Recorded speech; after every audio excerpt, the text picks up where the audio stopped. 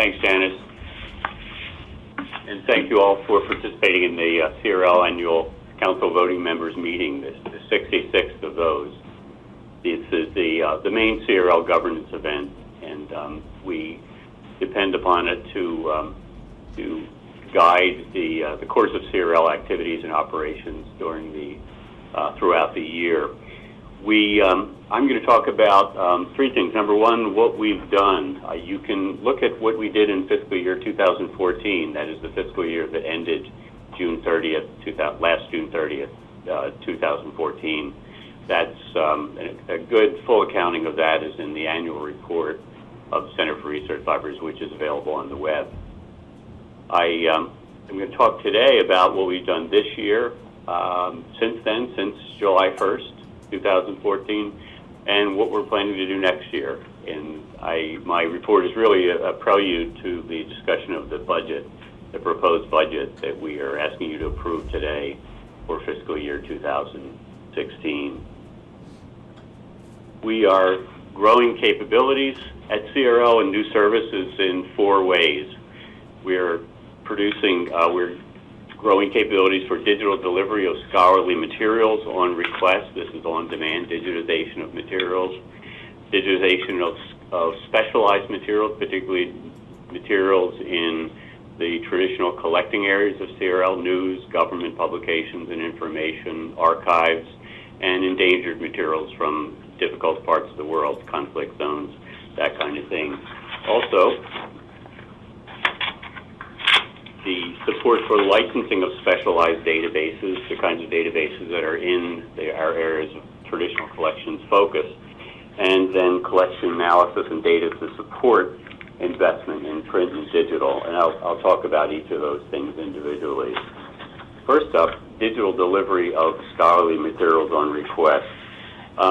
We digitize, a lot of the digitization that CRL does is in direct response to scholarly requests. These are researchers, faculty, graduate students at your institutions that are in the midst of projects and that need materials, need access to materials. In many cases, those materials are part of CRL collections, but they're fragile. Or they've become unique and valuable and hard to replace. So digital delivery on request does two things. Number one, it responds to an immediate scholarly demand, not a hypothetical scholarly interest, but an immediate research project. And number two, it prevents the loss and the risk of materials in the CRL collections and through transport and handling. There's a wide range of things that we digitize on request every year. One of the items that were digitized this year was the Doctor's Cookery book from late 1930s or late 1940s, published in London, late 1940s. The combination of doctor and food in England is probably a little less appetizing than you'd like. There's a page from the book with traditional English cuisine, but somewhere out there was somebody who was interested and who's been doing a study of the food economics in London between the wars, and so this became raw material for him. Richard Fife talked about John Boyer at the University of Chicago and his the work we did, the digitization of a large body of German federal government documents, German government documents, to support his long-term research project. And this is material. This is an activity that directly serves real scholarly research. Digitization of specialized materials. This is strategic digitization, not in response to a specific interest of a researcher, but in response to designated or to serve studies in designated focus areas of CRL collecting. These are areas where CRL has supported research since or throughout its 60-some years of existence. There's a number of focus areas. The first one, and the thing we're most famous for, is news. This year, the Middle East Materials Project was given funding by CRL to digitize Iraqi newspapers that were published during and shortly after the U.S. invasion of Iraq in 2003. These are materials that were provided by UCLA for digitization and have now been made available to scholars through the work of and the efforts of the Middle East Materials Project and CRL. CRL allocates a certain amount of money every year in its budget to support digitization of area studies materials. Materials that have been collected by some of the groups, the area studies groups have been working under our auspices. At the same time, also this past year, the Middle East Materials Project microfilmed 16 different Iraqi newspapers, and those were materials that had been collected by the Library of Congress, but the CRL and the Middle East Microfilm Project subsidized the actual microfilming of those materials, so those have been made available. But that's just one of the several area studies projects that was awarded funding by CRL this past year to digitize collections that are available in microfilm, but may not get out there to people. Another area, one of our focus areas, is the area of government information. We worked with the Law Library Microform Consortium, which is one of our partners, we need the next slide on here. That's great. The Law Library Microform Consortium this year, under the program working with CRL to digitize important and at-risk government-produced and legal publications from different parts of the world, published digitized a large collection of laws from Myanmar, or formerly known as Burma. These materials included the Constitution, the 1947 Constitution of Burma, and and a number of other materials dating from 1872 to 1955. Given recent events in Burma and the recent changes and evolution of their government there, this has become very, very timely material, and CRL was able to support digitization of about 250 volumes of material. So that's, again, material that's always been in our wheelhouse, government-produced information. This is materials that CRL has been collecting for some time, but now we're able to get this out in digital form. Also working with Law Library Microform Consortium, a large collection of Cuban legal materials is being digitized. We actually, or the Law Library Microform Consortium, actually identified the Cuban material even before Obama opened up the U.S. relations with Cuba this year. So I'm not sure where the LLMC people are getting their information, but they seem to be a little bit ahead of the headlines on a lot of these materials. Just a couple of years ago, they digitized a large collection of materials of the early laws of Haiti. So the Cuban materials are largely being drawn from the collections of the Law Library at the University of Michigan and the Law Library at the University of Florida. So this is not only getting new material out there, it's getting material out there that's held by CRL member institutions. Back in the USA and back in North America, we are digitizing, again with Law Library Microform Consortium, systematically the U.S. And Canadian legislative journals. We did, a few years ago, digitize about 3,000 volumes of Canadian legislative journals, and you can see the provinces there that we digitized.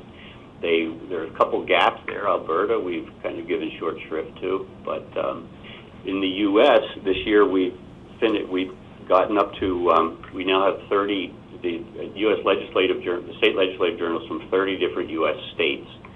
We started in the Pacific Northwest and the U.S. Southeast and worked our way eastward across the country into the Southeast and working our way up the East Coast now and digitizing those materials.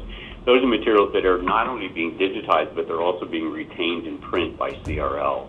So this will alleviate the burden or the need for member libraries to maintain those journals and to service those journals. So that's a concrete good that we are doing. It's been made possible by our CRL's partnership with the Law Library Microform Consortium. Under A few years ago, we co-sponsored with the Andrew W. Mellon Foundation a forum at Duke University called Global Dimensions. The forum explored the response and the work, explored to what extent libraries were able and actually supporting the globalization of the curriculum and globalization of U.S. higher education through their collections.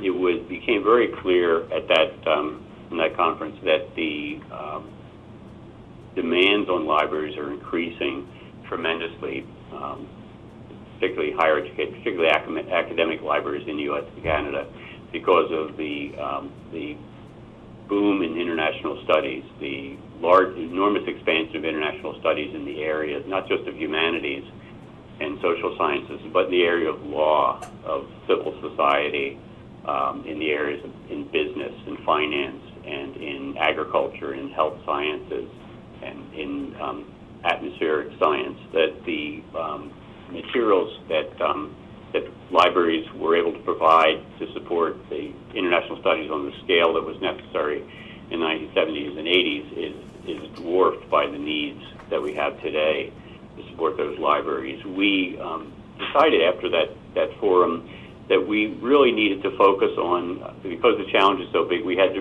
really focus on the materials that most at risk of loss, that supporting globalized higher education is a big job, but you have to start somewhere. So where we decided to start was in the area of endangered materials from societies that were likely to either suppress or destroy materials. Last year, we were awarded a grant by the Carnegie Corporation of New York to digitize, to create an open web repository of civil society information. This actual project is a 2-year project, and the award was about $248,000. This project will digitize a large body of foreign official gazettes. Specifically, and official gazettes are essentially the legal newspapers of most countries. They're the place, an official gazette is usually where the laws of a country are first published.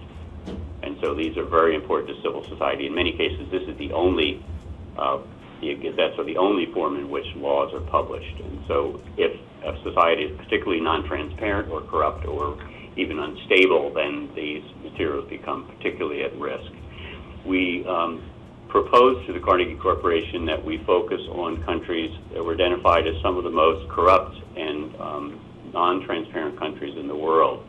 So under this project, we're digitizing official gazettes from Zimbabwe, a number of 10 countries. Some of them include Zimbabwe, Iran, Somalia, Sudan, Libya, and Iraq. And obviously, these are all countries that are in the headlines today. So this is an important project, and it's being undertaken with the support of the Carnegie Corporation of New York. Algeria is one of the countries as well. I want to talk a little bit before going on. There we go, endangered material. That's right. I want to talk a little bit before we go on about the infrastructure behind the CRL digital program. Everything we digitize at this stage is digitized from hard copy and most of that hard copy is in the possession of CRL. The exception is the material that's being digitized by the Law Library Microfilm Consortium. That's in addition to the CRL collections that they're digitizing. They are digitizing materials from dozens and dozens of major research libraries and law libraries throughout the world, mostly in North America. Those print materials that the Law Library Microfilm Consortium digitizes that are not from CRL collections, they're archiving in hard copy and paper copy in the salt mines in Kansas, somewhere in this state. The CRL retains all the microfilm and the paper that we digitize for purposes of on request, on demand by scholars, that kind of thing. So these materials are maintained in case we have to go back and digitize them again. What happens then is we create digital files for storage, master files, and derivative files. The master files and derivative files, copies of those are all kept on a network array, a network of Windows-based servers in a virtualized environment that exists at CRL, that's been developed at CRL over the last couple of years. This is something that our systems people, their systems department led by Patricia Shaw, have created and strengthened and brought online over the course of the last couple of years to maintain the growing body of digital assets that CRL is generating.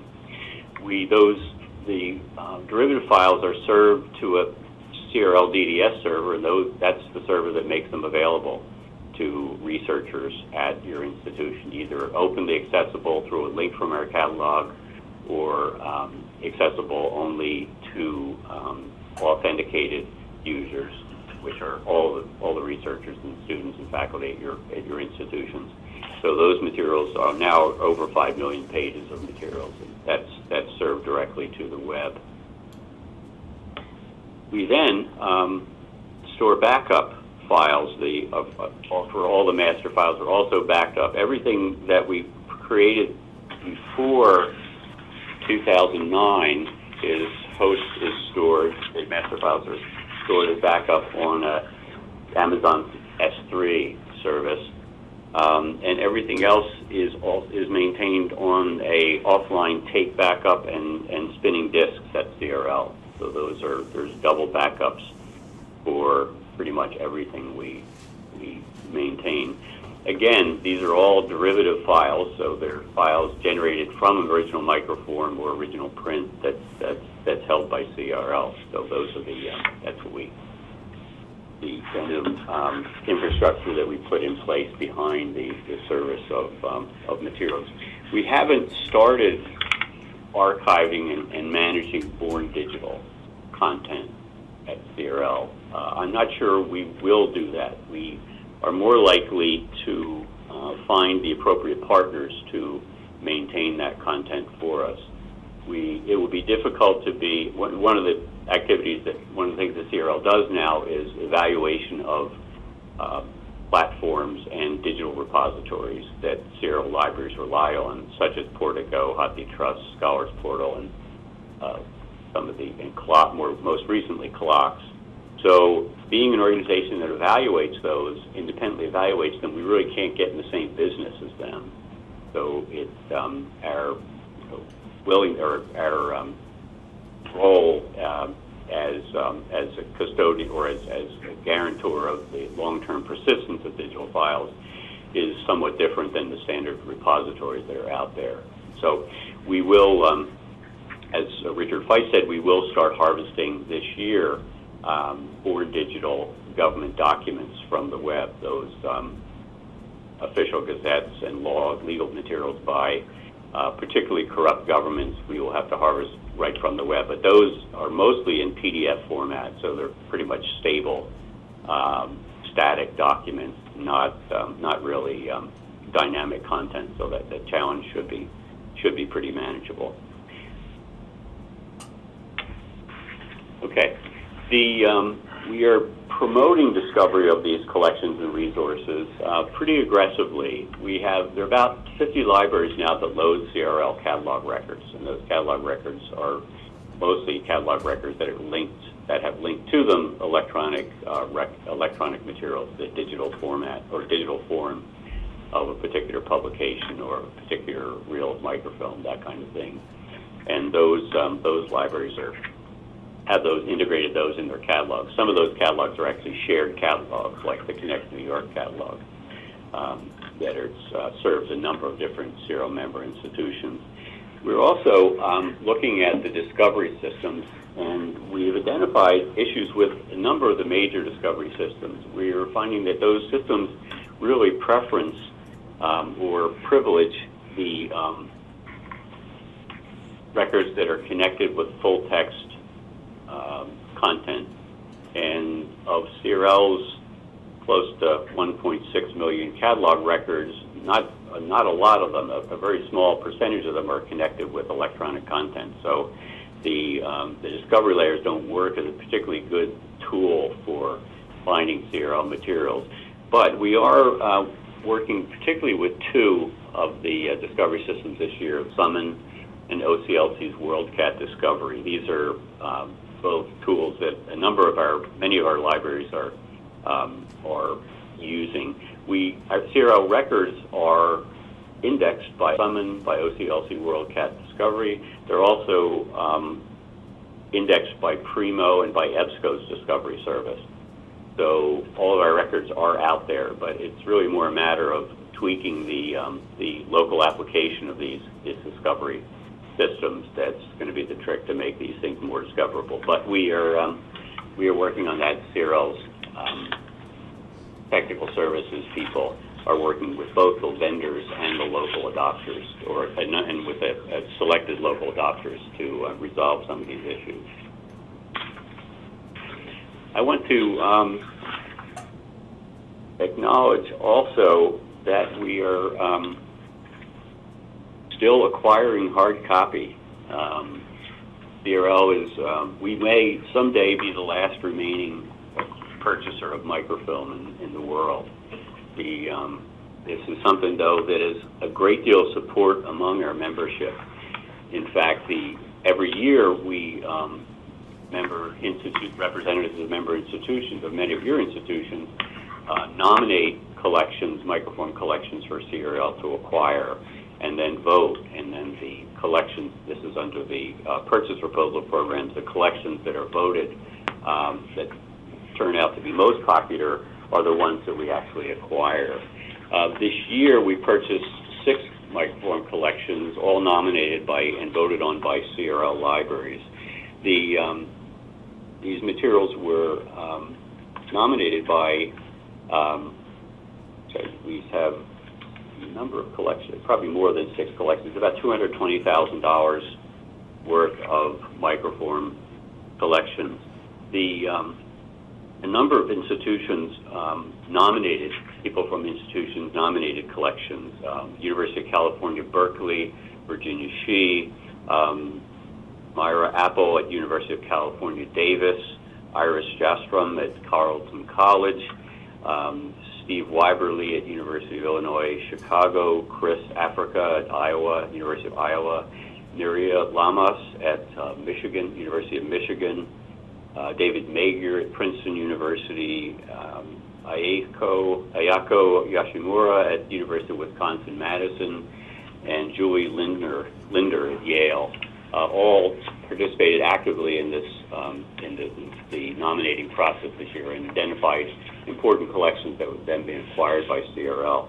Some of these collections were acquired with help from member institutions. The $220,000 was all the CRL portion of the acquisition, but there are a number of universities and colleges, libraries that contributed actual funds for acquiring some of the collections that didn't get as high a rating by everybody, didn't make it to the top of the vote that were in it. So it's kind of a little bit like a political, like a runoff. Carleton College, University of Michigan, Ohio University, University of Pennsylvania, Stanford University, and University of Washington and University of Wisconsin all contributed funds for that. So we're very, very happy and very, very grateful for those institutions for not only participating in the program, but also providing funds to it.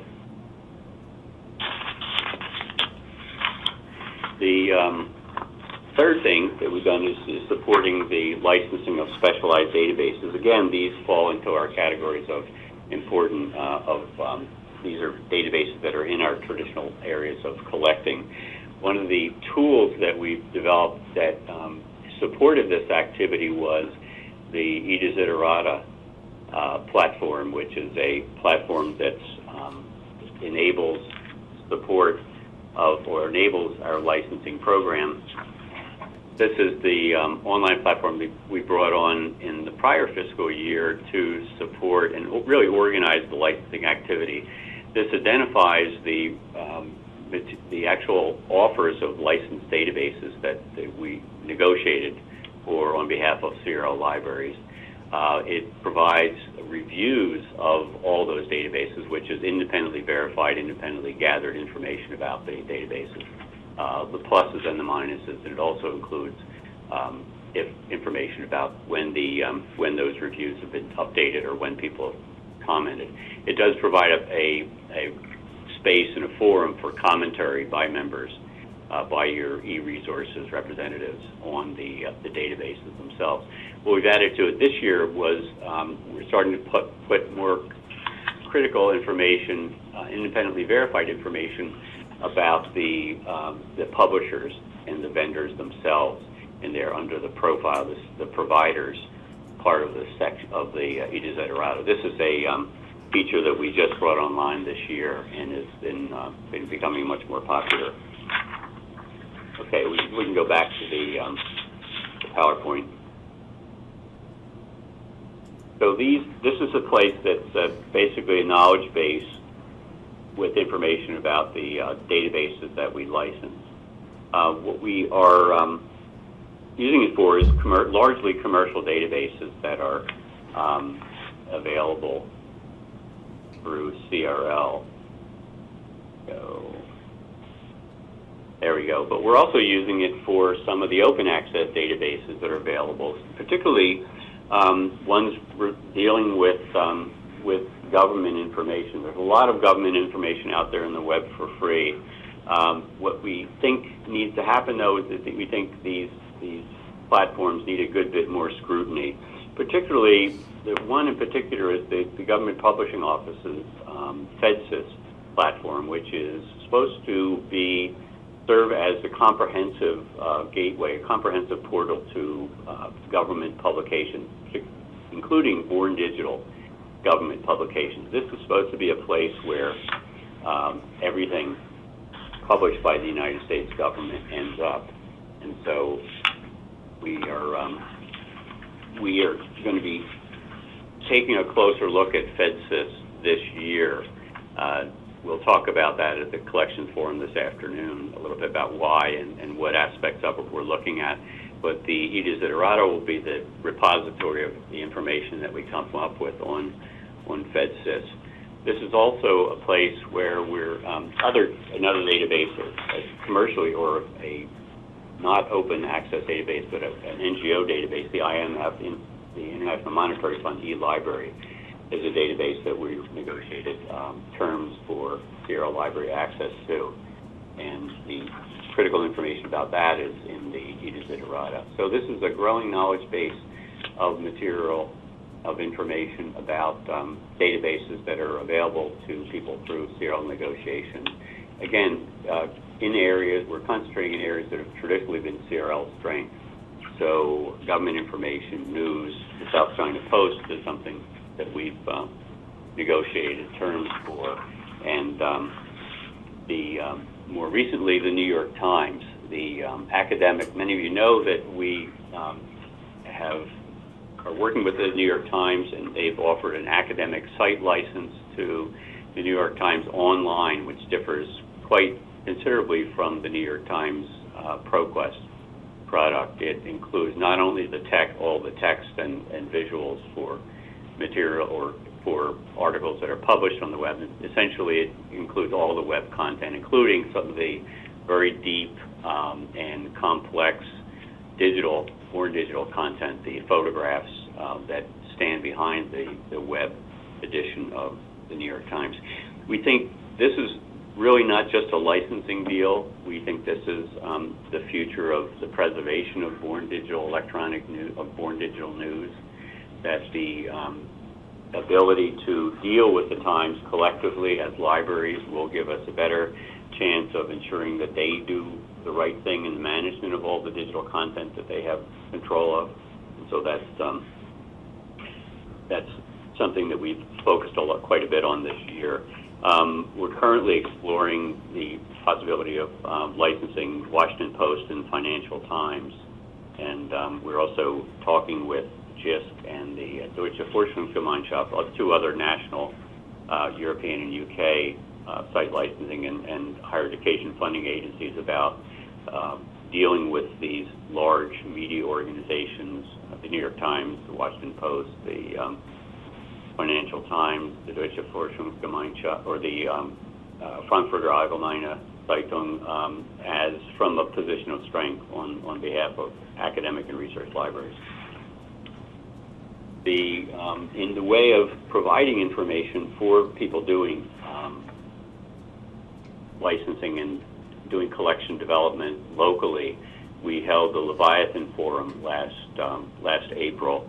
That forum provided a time and an opportunity for us to hear from people very knowledgeable about the way Born Digital government information is being managed, produced, managed, and made available, preserved, and it helped us generate a set of priorities and set of directions for approaching the assurance or for ensuring that government-produced information is available long-term and that there's some integrity to it. And so there's a great deal of our work on government information that came out of the Leviathan Forum. So I recommend the report from that. We also have to promote all this activity. This is all good stuff, but it's not always the most visible good stuff. And so we've spent a fair amount of time working with on the identity and messaging of CRL, giving people a better idea of what CRL does. That involved some work with Campbell & Company that the chair mentioned earlier in his presentation. It also involved this year in upgrading the CRL website in ways that made three important things about CRL visible or more visible. Number one, the uniqueness and diversity of CRL collections. That's something that Campbell & Company told us that was extremely important to remind people of, that the CRL collections and the CRL services are not replicated or duplicated elsewhere. We're not digitizing anything that's in HathiTrust. We're not digitizing anything that's in Internet Archive. We're not doing digital repository work like Portico and like Clocks. And so these are the uniqueness and diversity of CRL collections and services is an important thing. Second thing, that there's a lot of communities that work under the CRL umbrella. The digitization of Iraqi newspapers and Middle East newspapers and legal materials are all done by organizations or are all powered by organizations and people that are working in the CRL, the area materials projects, the global resources projects, and the partnership programs that we have. So the website makes the number of communities and the vitality and activity of these communities more visible to people. The third thing, the cooperative essence of CRL, that CRL is a joint project of the libraries that are its members, the libraries that provide us our support every year. And so have a look at the website and you'll see what we're talking about here. The next year, the proposed budget for fiscal year 2016, Scott Waugh, the treasurer of CRL, will present that in just a few minutes. It does represent a couple things. There's couple salient things that I want to, salient points I want to make about the budget. One is that you will see in that we are controlling costs very tightly, that the expenditures, expenditures are growing only modestly. There's a certain amount of expenditure that's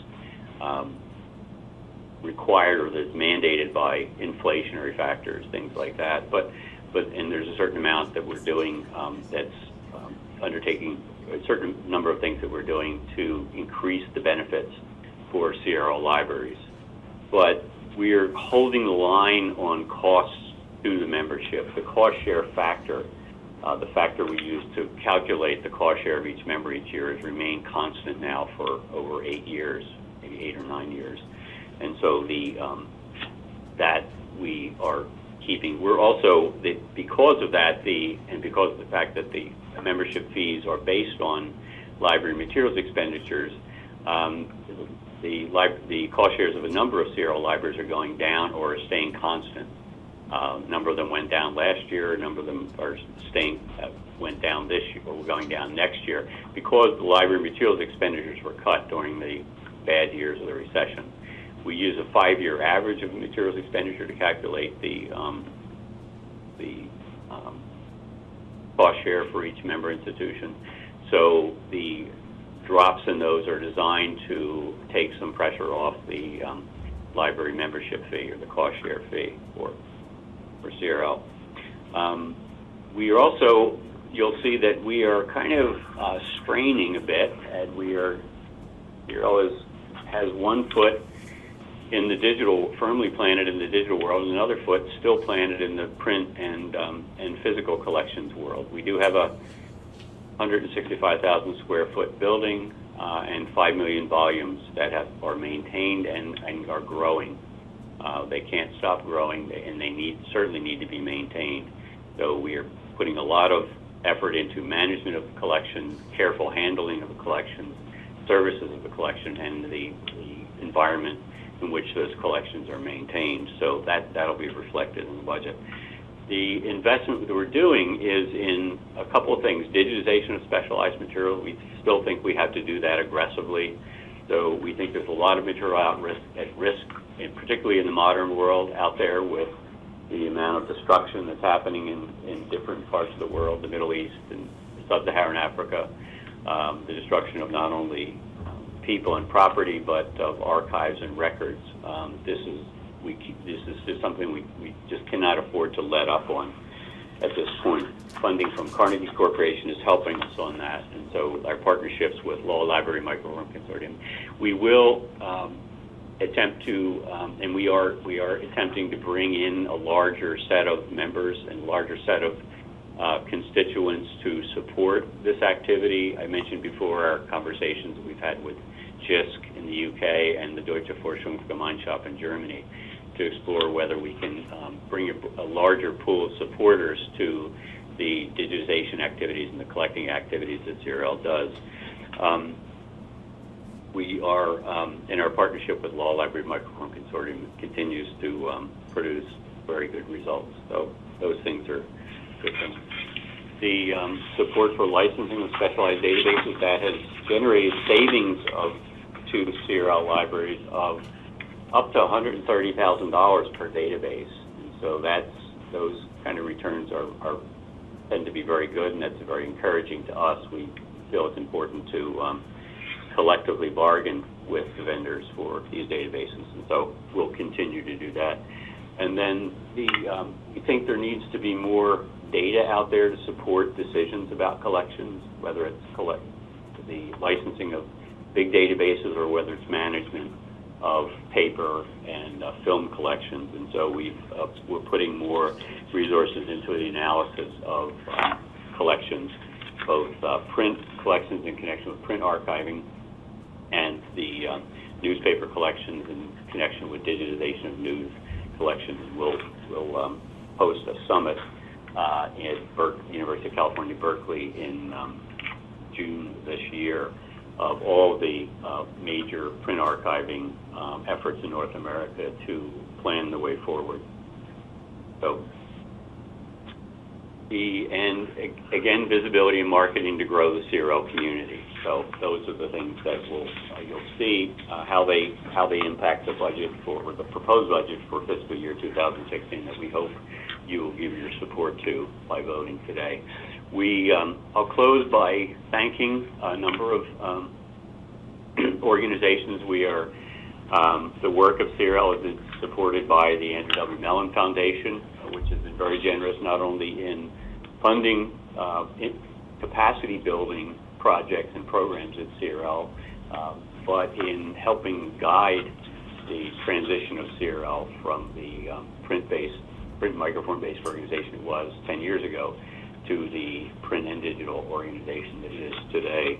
The Carnegie Corporation of New York, who is funding helping us fund the digitization of endangered civil society documentation, National Endowment for the Humanities, which has given us a very nice grant this year to upgrade the HVA, to further upgrade the HVA system controls in the CRL building. And that has a direct impact on collections. But most of all, our thanks goes to CRL libraries, your libraries, who are have demonstrated through your support and your participation in CRL a staunch commitment to the integrity and accessibility of critical evidence. This is what CRL stands for. This is what CRL does in the end, what it did when it was founded in 1949 and what it continues to do. You produced an enormous amount of collective property, and you've achieved tremendous collective goals. So my thanks to you.